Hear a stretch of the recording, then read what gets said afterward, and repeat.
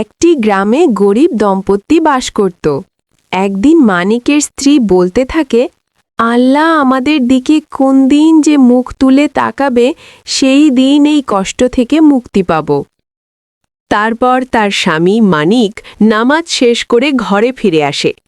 ঘরে এসেই দেখতে পায় তার বউ মনমরা হয়ে বসে আছে।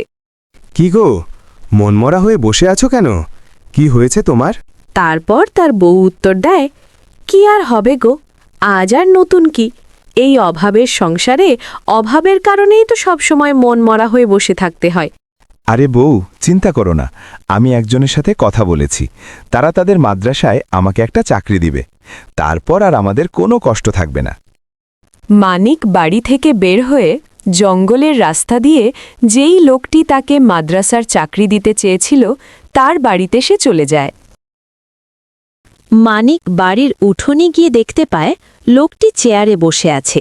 মানিক লোকটির কাছে যেতেই লোকটি বলতে থাকে, কি মানিক মিয়া, সকাল সকাল আমার বাড়িতে কিছু হয়েছে কি?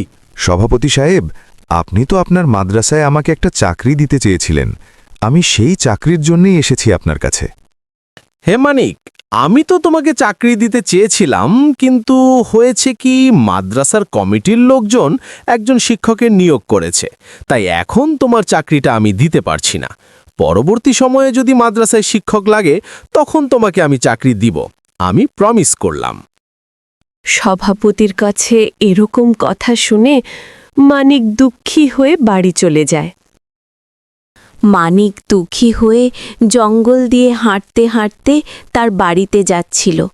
হঠাৎ করে একজন বৃদ্ধ মহিলার সাথে তার দেখা হয়ে যায়। বৃদ্ধ মহিলা মানিককে দেখেই বলতে থাকে, কে গো বাবা তুমি? তোমাকে দেখে এত দুঃখী মনে হচ্ছে কেন? কি হয়েছে তোমার? আমাকে খুলে বলো। বুড়িমা, আমি আর কি বলবো আমার দুঃখের কথা।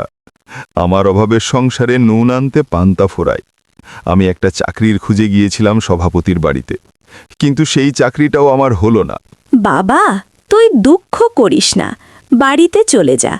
আল্লাহর উপর একটু ভরসা রাখ বাছা, তিনি তোকে একটা না একটা ব্যবস্থা করেই দিবে। হ্যাঁ বুড়িমা, দোয়া করো আমার জন্য, আল্লাহ যেন আমার প্রতি সহায় হন।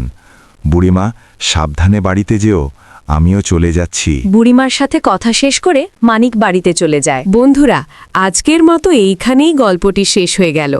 তোমাদের যদি ভালো লেগে থাকে তাহলে ভিডিওটি একটি লাইক করে দেবে।